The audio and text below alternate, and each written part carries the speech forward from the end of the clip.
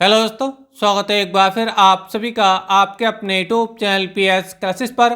तो दोस्तों, आज के इस वीडियो लेक्चर में हम क्लास 12th बायोलॉजी से बोर्ड एग्जाम के पर्पज से वेरी मोस्ट इंपोर्टेंट टिप्पणियों को समझने वाले हैं। दोस्तों, जैसे कि आप लोग जानते हैं कि हम अपने चैनल पर 12th क्लास के सभी विषयों की तैयारी बच्चों आपको नोट्स बना करके समझा रहे हैं कि आपको बोर्ड एग्जाम में कैसे लिख करके आना है। ठीक है, तो दोस्तों यदि आप भी हमारे माध्यम से 12th क्लास के सभी विषयों की तैयारी करना चाहते हैं, ठीक है, तो उसके लिए बच्चों आप हमारे चैनल को सब्सक्राइब जरूर करिए। चैनल को सब्सक्राइब करने के साथ साथ बेल आइकन यानी घंटी का बटन जरूर दबाइए, ताकि जैसे जैसे हमारी कंटिन्यू वीडियो आती रहे उनका नोटिफिकेशन आप लोगों को मिलता रहे और सबसे पहले आप वीडियो देखते रहें। ठीक है, तो देखिए दोस्तों, आज के इस वीडियो लेक्चर में हम क्लास 12th बायोलॉजी से बच्चों बोर्ड एग्जाम के पर्पज से वेरी मोस्ट इंपोर्टेंट कुछ टिप्पणियों को समझेंगे और जिनके बच्चे इस बार बोर्ड एग्जाम में आने के पूरे चांस हैं। आपको बेटर तरीके से समझाने के लिए बच्चों हमने एक कॉपी का यूज किया है। ठीक है, कैसे आपको बोर्ड एग्जाम में कॉपी लिख करके आनी है, यानी कैसे इन टिप्पणियों के आपको जवाब देने होते हैं, जिससे आपके बायोलॉजी में अच्छे से अच्छे नंबर आ सकें। तो चलिए स्टार्ट कर देते हैं। तो देखिए दोस्तों, पहला क्वेश्चन आपकी स्क्रीन पर है। देखिए, पहले इसकी क्वेश्चन की लैंग्वेज को समझेंगे, फिर इसके सॉल्यूशन को समझते हैं।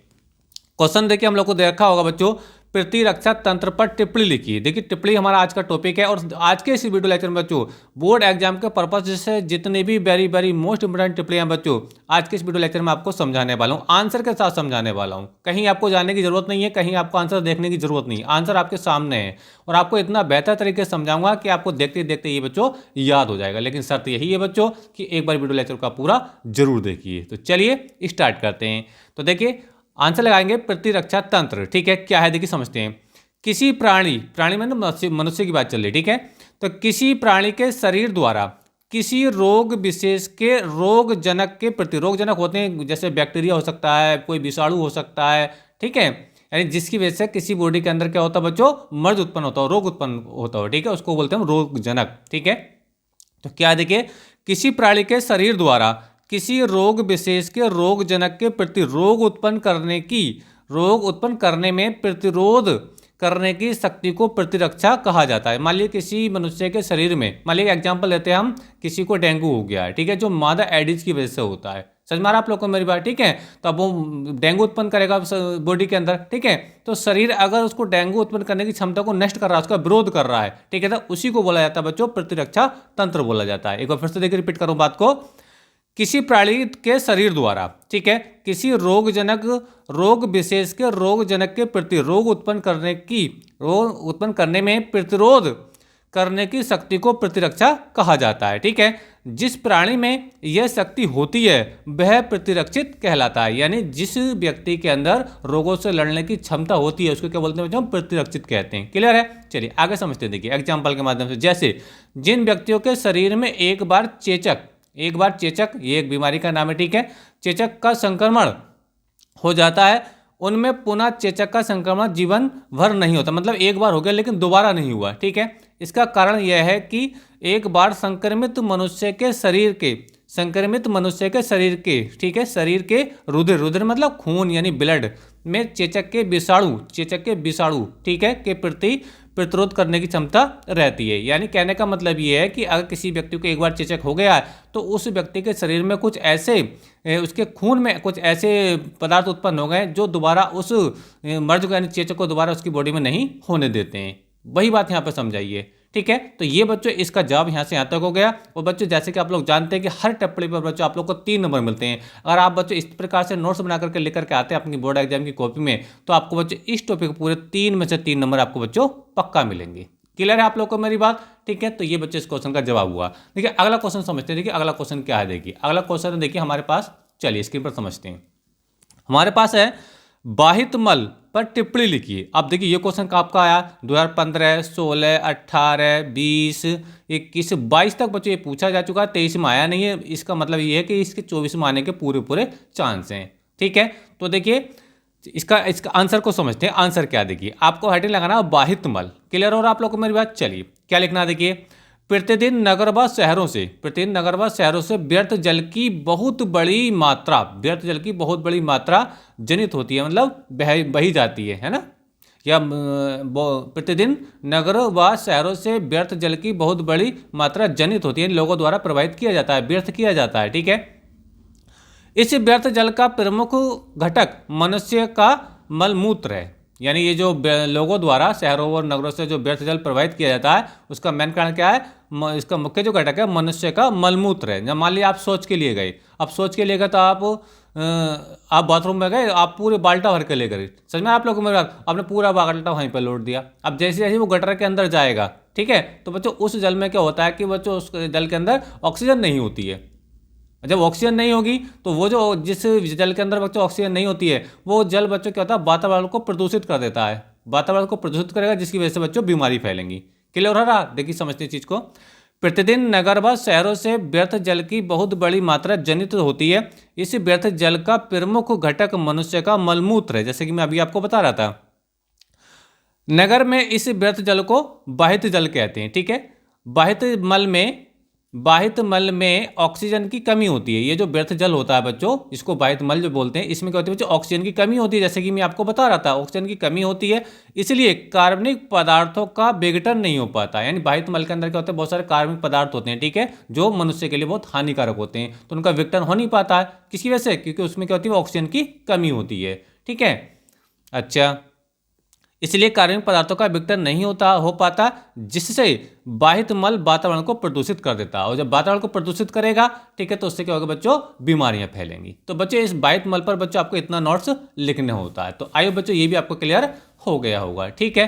तो देखिए बच्चों हम अगला क्वेश्चन समझते हैं। देखिए अगला क्वेश्चन क्या है, देखिए उम्मीद करता हूँ ये दोनों ही क्वेश्चन बच्चों आपको समझ में आ गए होंगे, पूरे नोट्स के साथ बच्चों मैंने आपको समझाएं, ताकि बच्चों आपको बोर्ड एग्जाम में लिखने में कोई ज़्यादा प्रॉब्लम ना आए, ठीक है। तो चलिए देखिए अब बढ़ते हैं हम अगले क्वेश्चन की तरफ, ठीक है। चलिए वीडियो को अभी तक लाइक नहीं किया तो वीडियो को लाइक जरूर कर दीजिए, अपनी मेहनत का आप लोगों से मेरा इतना ही रिक्वेस्ट है। चलिए अगला क्वेश्चन समझते देखिए अगला क्वेश्चन हमारे पास क्या है। अगला क्वेश्चन देखिए आपकी स्क्रीन पर है बच्चों, वेरी वेरी मोस्ट इंपॉर्टेंट है। क्या देखिए, बायोस्फीयर रिजर्व, जिसको हिंदी में बोला जाता है जीव मंडल आरक्षित क्षेत्र, very very most important question, ठीक है। पर टिप्पणी लिखिए, ठीक है, आपको टिप्पणी लिखनी है किस पर, बायोस्फीयर रिजर्व या जीव मंडल आरक्षित क्षेत्र पर, ठीक है। अब ये क्वेश्चन देखिए 2015, 16, 17, 19, 22 तक बच्चे ये क्वेश्चन आपसे पूछा जा चुका है, ठीक है।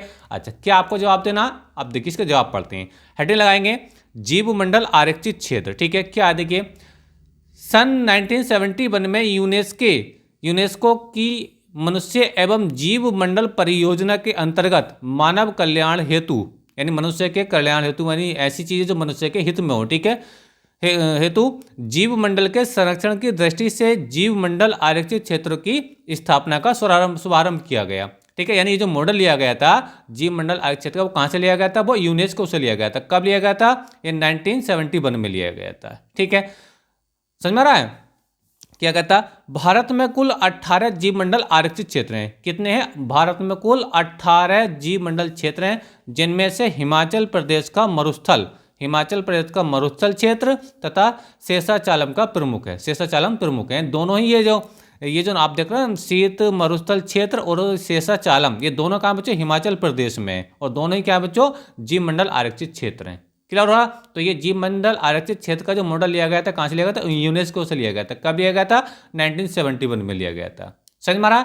इसका मेन पर्पज क्या है बच्चों? इसका मेन पर्पज है बच्चों मनुष्य और जीवों को उनकी सुरक्षा प्रदान करना। समझ में आ रहा आप लोग? मैं तो इसका बच्चों इतना आपको नोट्स लिख करके आना होता है। तो उम्मीद करता हूँ बच्चों ये भी क्वेश्चन आपको अच्छे से क्लियर हो गया होगा, ठीक है। तो चलिए देखिए अगला क्वेश्चन समझते हैं बच्चों। अगला क्वेश्चन क्या है जो आपके बोर्ड एग्जाम के पर्पज से वेरी वेरी मोस्ट इंपोर्टेंट है। तो देखिए अगला क्वेश्चन आपकी स्क्रीन पर है। अगला क्वेश्चन देखिए क्या है, बाघ परियोजना पर टिप्पणी लिखिए। बाघ परियोजना, ठीक है। देखिए वेरी वेरी मोस्ट इंपोर्टेंट है। ये क्वेश्चन 2014, 16, 19, 20, 21 और 23 तक बच्चों ये पूछा जा चुका है। क्या है देखिए इसका पर्पज, देखिए हेडलाइन है बाघ परियोजना। देखो इस परियोजना का आरंभ 1973 में हुआ था। देखो डेट भी याद रख लें, ये अभी जो मैंने आपको पढ़ाया था जीव मंडल आरक्षित क्षेत्र, ये कब था? ये था बच्चों आपका 1971, और ये है बच्चों 1973, यानी इसके लगभग 2 साल बाद की बात है। कितने वाले बच्चों? 2 साल बाद, ठीक है। तो इस परियोजना का आरंभ 1973 में किया गया था। इसका मुख्य उद्देश्य विभिन्न राष्ट्रीय उद्यानों में बाघों का संरक्षण करना है। किसका? बाघों का संरक्षण करना है, यानी बाघों की सुरक्षा करना है, जो चीते होते हैं, ठीक है, उसकी सुरक्षा करना है, ठीक है। अच्छा, इस परियोजना के अंतर्गत उद्यानों में बाघों का विशेष ध्यान रखा जाता है। जैसे कि मैं आपको बता रहा हूँ, ये जो बाघ परियोजना है, इसके अंदर किसका संरक्षण होता है बच्चों? किसकी देखभाल की जाती है? बाघों की, यानी चीतों की देखभाल की जाती है, ठीक है। अच्छा, इससे संबंधित महत्वपूर्ण राष्ट्रीय उद्यान यानी इस परियोजना से संबंधित जो राष्ट्रीय उद्यान है वो कहाँ है, देखिए कॉर्बेट नेशनल पार्क जो कहाँ पे, जो नैनीताल में, जो उत्तराखंड में है, ठीक है, वहाँ है। तथा सुंदरबन चीता अभयारण्य जो पश्चिम बंगाल में। तो दो यहाँ पे देखो इस बाघ परियोजना के दो स्थान भी बताएं। एक तो बताया बच्चों कॉर्बेट नेशनल पार्क, याद रखेंगे आप लोग, जो नैनीताल उत्तराखंड में है। दूसरा बच्चों सुंदरबन चीता अभयारण्य पश्चिम बंगाल में। तो ये दोनों है, इन्होंने बाघ परियोजना को जो केंद्र वो इनको यहाँ पे बताया है, ठीक है। तो ये नोट्स बच्चों आपको लिखना होता है, इतना आप लिख करके आते हैं बच्चों तो हर क्वेश्चन के लिए बच्चों आप लोग को 3 नंबर मिलते हैं, क्योंकि बच्चों टिप्पणी बोर्ड एग्जाम में बच्चों 3 नंबर आपको लिखने के लिए दी जाती है। तो आइए बच्चों ये भी आपको अच्छे से क्लियर हो गया होगा, ठीक है। तो चलिए देखिए हम नेक्स्ट क्वेश्चन की तरफ बढ़ते हैं कि नेक्स्ट क्वेश्चन क्या है जो इस बार के लिए बच्चों इस बार के बोर्ड एग्जाम के लिए वेरी वेरी मोस्ट इंपॉर्टेंट है। तो चलिए देखिए क्वेश्चन बच्चों आपकी स्क्रीन पर है। क्वेश्चन क्या है, देखिए क्वेश्चन है राष्ट्रीय उद्यान पर संक्षिप्त टिप्पणी लिखी। टिप्पणियों का हमारा टॉपिक है और ये मैं वो टिप्पणियां बता रहा हूं बच्चों जिनके बच्चे इस बार आने के पूरे चांस है, इसलिए बच्चों आप इनको एक बार पढ़ करके आप जरूर जाइए। क्या देखिए आंसर राइट लाएंगे, राष्ट्रीय उद्यान। देखिए राष्ट्रीय उद्यान वह क्षेत्र होता है जहां पर वन्य जीव एवं पारिस्थितिक तंत्र दोनों के संरक्षण के लिए स्थितियां सुनिश्चित होती हैं। क्या कहा है, देखिए एक बार समझिए, राष्ट्रीय उद्यान वह क्षेत्र होता है जहां पर वन्य जीव जो वनों में रहने वाले जीव होते हैं जंगलों में, ठीक है, एवं पारिस्थितिक तंत्र दोनों के संरक्षण के लिए स्थितियां सुनिश्चित होती हैं। भारत के प्रथम राष्ट्रीय उद्यान का नाम हेले, देखो ये याद रखना, कई बार ये बोर्ड एग्जाम में पूछेगा विकल्प के रूप में, भारत का प्रथम राष्ट्रीय उद्यान कौन सा, हेले है, ठीक है।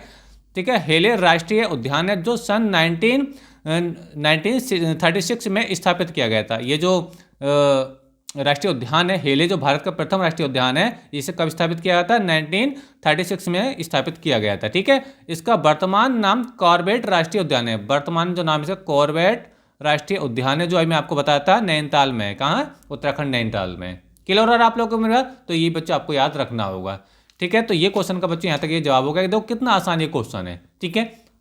देखिए अब देखिए आगे समझते हैं कि अगला क्वेश्चन क्या है, देखिए जो इस बार बच्चों बोर्ड एग्जाम के लिए वेरी वेरी मोस्ट इंपॉर्टेंट है। दोस्तों मैं एक बार फिर से कह रहा हूँ बच्चों कि जितनी भी क्वेश्चन मैं आपको बता रहा हूँ, जितनी भी टिप्पणी आपको बता रहा हूँ, देख लेना, इन्हीं टिप्पणियों में से बच्चों बोर्ड एग्जाम में आप लोग को टिप्पणियां देखने को मिलेंगी। तो देखिए अगला क्वेश्चन समझते हैं। अगला क्वेश्चन है अनुकूलनी विकिरण पर टिप्पणी लिखिए। बहुत ही इंपॉर्टेंट क्वेश्चन है, 2014, 15, 16, 17, 19 और 21 तक भी बच्चों बोर्ड एग्जाम में पूछा जा चुका है। बहुत आसान टॉपिक है, चलिए समझते हैं। हेडिंग लगाएंगे अनुकूलनी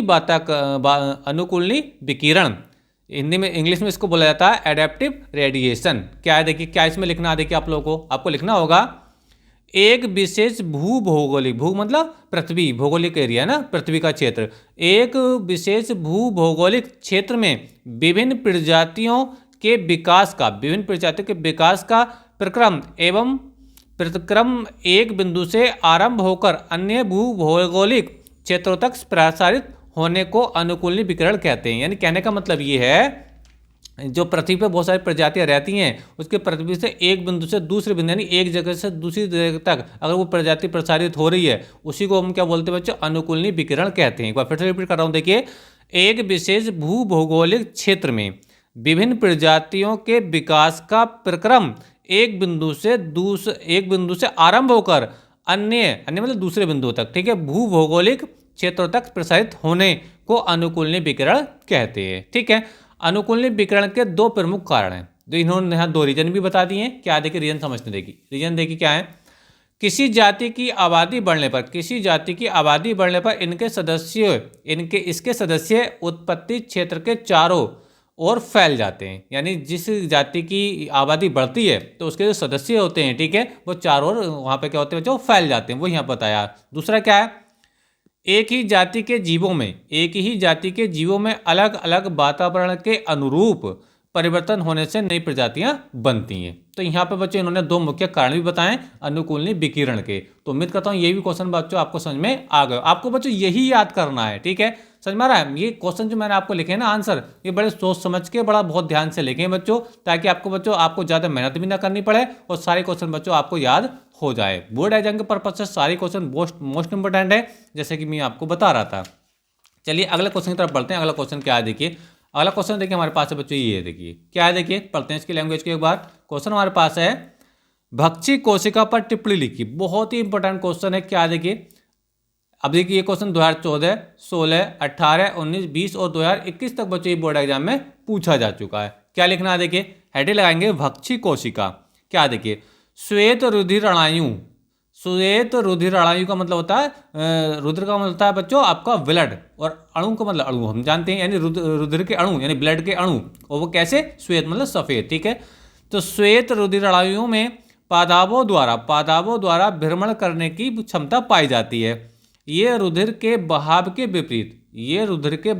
विपरीत दिशा में भ्रमण करते हैं। कौन, श्वेत रुधिर अणायु, ठीक है। और ब्लड, जैसे ब्लड बह रहा है मतलब पूरब से पश्चिम की ओर, ठीक है, तो वो जो आपके ये जो अणु होंगे ये पश्चिम से पूरब की ओर बहेंगे। समझ में आ रहा आप लोग को मेरी बात। तो वही यहाँ बताया कि श्वेत रुधिर अणायु में पादाबों द्वारा भ्रमण करने की क्षमता पाई जाती है। ये रुधिर के बहाव के विपरीत यानी अपोजिट दिशा में भ्रमण करते हैं। यही नहीं, ये महीन कोशिकाओं की दीवारों के छिद्रों से निकलकर उत्तक द्रव्य में जाते रहते हैं। तो देखिए कहाँ तक जाते रहे, ये समझिए इस चीज़ को इन्होंने कहा है कि यही नहीं, ये जो महीन कोशिकाओं की दीवारें, ये महीन कोशिकाओं की दीवार के छेदों से निकलकर उत्तक जो टिश्यूज होते हैं, ठीक है, द्रव्य में जाते रहते हैं। कौन, श्वेत रुधिर अणायु, ठीक है, यानी रुधिर के श्वेत अणु, सफेद अणु। उत्तकों में जाकर अधिकांश श्वेत रुधिर अणायु जीवाणुओं, विषाणुओं, विष पदार्थों, यानी जो पदार्थ बॉडी के लिए हानिकारक हैं, कौन कौन से जीवाणु हैं, विषाणु हैं, या विष पदार्थ है, ठीक है, टूटी फूटी कोशिकाओं आदि का अपने पदार्थों द्वारा भक्षण कर लेते हैं या करते हैं, ठीक है। इस प्रक्रिया को कोशिका भक्षण तथा श्वेत रुधिर अणायु को भक्षी कोशिका कहते हैं। समझ में आ रहा है। तो ये बच्चों आप लोग को लिखने आता है, और ये बहुत ही इंपॉर्टेंट क्वेश्चन है बच्चों, और यही बच्चों आपको याद करना है, कहीं आपको ज़्यादा जाने की जरूरत नहीं है। एक बार वीडियो लेक्चर को भी ध्यान से देख लीजिए, वीडियो को पॉज करके पढ़ लीजिए, आपको पूरी बात समझ में आ जाएगी। क्लियर है आप लोग को मेरी बात, ठीक है। चलिए अगला क्वेश्चन समझते हैं कि अगला क्वेश्चन क्या है। बहुत ही important question, very very most important ये क्वेश्चन है। क्या देखिए समझते हैं इसको। ये देखिए क्वेश्चन है, फाइलेरियसिस पर टिप्पणी लिखिए। फाइलेरियसिस पर टिप्पणी लिखिए, बहुत ही इंपॉर्टेंट क्वेश्चन है, आप इसको याद करना बिल्कुल ना भूलें। क्या है देखिए, ये क्वेश्चन पूछा गया था आपसे 2015, 16, 17, 19, 20, 21 और 22 तक ये बच्चों एग्जाम में पूछा जा चुका है। यानी ये आज के इस वीडियो लेक्चर में मैंने आप लोगों को जितने भी क्वेश्चन करा रहा हूँ, ये बच्चे इस बार यानी 2024 के लिए बच्चों वेरी वेरी मोस्ट इंपॉर्टेंट है। आप इनकी तैयारी आप करके जरूर जाइए, और जब पेपर करके आएंगे तब आप मुझे कमेंट करके बताना कि मेरा पढ़ा हुआ आपको कितना फंसा है, ठीक है। तो देखिए हेड लाएंगे, फाइलेरियसिस। क्या देखिए, यह रोग, ये जो फाइलेरियसिस है ये एक रोग है, ठीक है। तो यह रोग क्यूलेक्स मच्छर द्वारा फैलता है। किस द्वारा, देखो क्यूलेक्स मच्छर द्वारा। जैसे आपका जो आपका डेंगू होता है ना, वो मादा एडिस की वजह से फैलता है, लेकिन जो फाइलेरियसिस होता है वो किसी वजह से फैलता है बच्चों, यही मच्छर की वजह से फैलता है, लेकिन उस मच्छर का नाम क्या बच्चों, क्यूलेक्स है। क्या बच्चों, क्यूलेक्स। तो यह रोग क्यूलेक्स मच्छर द्वारा फैलता है। यह ऐसे क्षेत्रों में अधिक होता है जहां मच्छर अधिक होते हैं। यानी ये जो फाइलेरियसिस की बीमारी है, जो रोग फैलता है, वो कहाँ ज़्यादा फैलेगा, जहाँ पर मच्छर का प्रकोप ज़्यादा होगा। बात दूषित जल, यानी जो आपका प्रदूषित जल है, जल का प्रयोग किया जाता हो, यानी कि ऐसी जगहों पर ज़्यादा रहता है जहाँ पर मच्छर जाते हैं और जहाँ पर प्रदूषित जल का यूज ज़्यादा वहाँ पर होता हो, ठीक है। अच्छा, यह रोग बाउचेरेरिया बैंकक्राफ्टी नामक परजीवी से होता है। यानी जो फाइलेरियसिस जो रोग होता है वो किसी वजह से होता है बच्चों, एक परजीवी है, परजीवी का नाम क्या है, बाउचेरेरिया बैंकक्राफ्टी नामक परजीवी से होता है, ठीक है। जो लसिका वाहिनियों में रहता है, कौन, ये क्या नाम इसका, बाउचेरेरिया बैंकक्रॉफ्टी जो नामक परजीवियों का रहता है बच्चों, वो लसिका वाहिनियों में रहता है। इस परजीवी की जीवित व मृत दोनों अवस्थाओं से रोग हो जाता है। यानी जो परजीवी है ये बाउचेरेरिया बैंकक्रॉफ्टी, अगर ये बॉडी के अंदर जीवित है तब भी इसकी वजह से रोग हो सकता है, और ये मर चुका तब भी इसकी वजह से रोग हो सकता है, ठीक है। यानी कितना हानिकारक है, जीते जीते परेशान करेगा, मरने के बाद भी परेशान करेगा, ठीक है। इस परजीवी की जीवित व मृत दोनों अवस्थाओं से रोग हो जाता है। जीवित अवस्था में यह फाइलेरियसिस नामक रोग उत्पन्न करता है। यानी ये जो जीव है जब ये जीवित होता है, ठीक है, तो जीवित अवस्था में जो रोग उत्पन्न करता है उसका नाम क्या, फाइलेरियसिस है, ठीक है। यानी ये रोग उत्पन्न करेगा जब ये जो बैक्टीरिया है, जब ये इसके अंदर क्या होगा, बॉडी के अंदर जीवित होगा। क्लियर है। लेकिन ये बात याद रखें, ये मरने के बाद भी बच्चों ये रोग उत्पन्न कर सकता है, यानी बहुत हानिकारक जीव है। अब इसको अगर रोकना है, ठीक है, यानी फाइलेरियसिस को रोकना है, तो हमें हमें मच्छरों का जो प्रकोप बढ़ता हुआ प्रकोप है उसको रोकना होगा। और मच्छरों को बढ़ते प्रकोप को रोकने के लिए कहीं भी अपने आसपास गंदगी नहीं होने देना है, पानी इकट्ठा नहीं होने देना है, क्योंकि जो मच्छर होते हैं सबसे ज़्यादा पानी में ही बच्चों उत्पन्न होते हैं। ठीक है, तो ये सारे बच्चों आज के इस वीडियो लेक्चर के क्वेश्चन थे। उम्मीद करता हूँ बच्चों आपको अच्छे समझ में आए होंगे। सारे क्वेश्चनों को बच्चों मैंने आपको नोट्स बना करके समझाने का प्रयास किया कि कैसे आपको बोर्ड एग्जाम में लिख करके आना है। उम्मीद करता हूँ बच्चों वीडियो अच्छा लगा होगा। और इसी प्रकार बच्चों 12th क्लास के सभी विषयों की तैयारी करने के लिए उसके लिए हमारे चैनल को सब्सक्राइब जरूर करें। चैनल को सब्सक्राइब करने के साथ वीडियो मतलब घंटी का बटन जरूर दबाएं, नोटिफिकेशन का बटन जरूर दबाएं, ताकि जैसे जैसे हमारी कंटिन्यू वीडियो आएँ उनका नोटिफिकेशन आप लोगों को समय से मिलता रहे। मिलेंगे नेक्स्ट वीडियो में किसी नए टॉपिक के साथ, तब तक के लिए धन्यवाद। Best of luck.